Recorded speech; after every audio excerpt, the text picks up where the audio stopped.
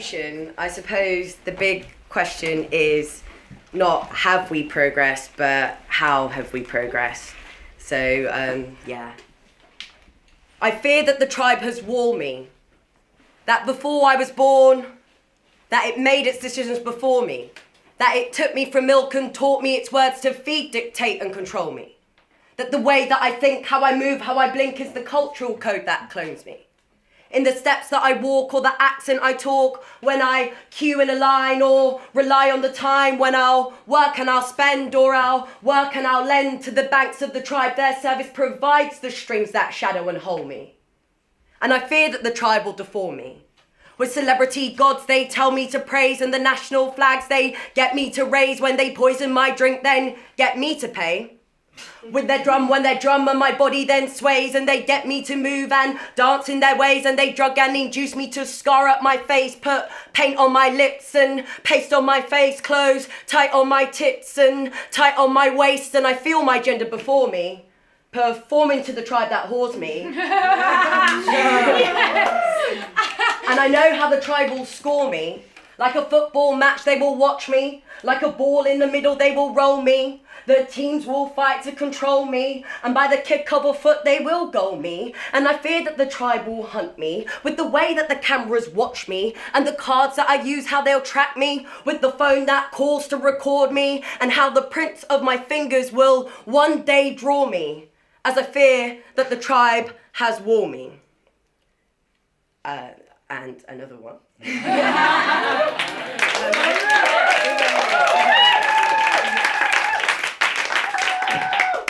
This is actually a remix of Krishnamurti, so it's a dialogue.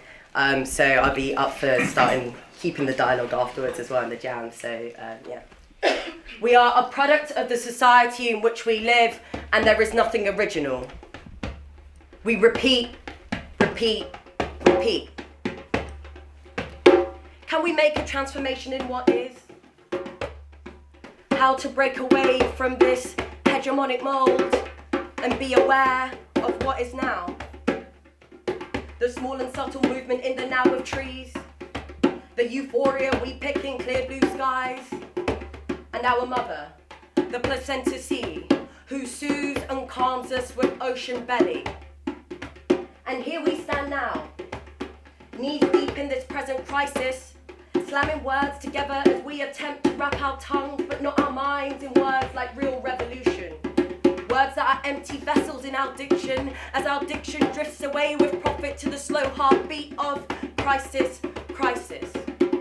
The crisis they say is purely financial, but there is more to crisis. There is our present crisis of consciousness, a crisis that cannot anymore accept the old norms, the old patterns, considering what the world is now with all the misery, all the conflict, all alongside an ironic advancement in technology. A quick view of the urban world shows its characteristics have been cultivated from the aggressive, the competitive, the self-seeking. Society's early skeleton was born from the cold, the aggressive, the self-rewarding.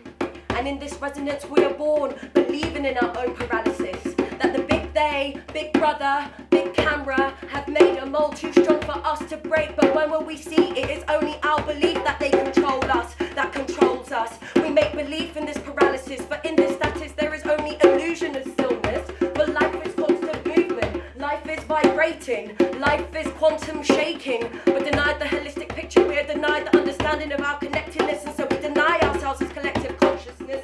Conditioned we are to think in fragment, so all we see is fragment, and then claim to know the whole through feeling of the fragment.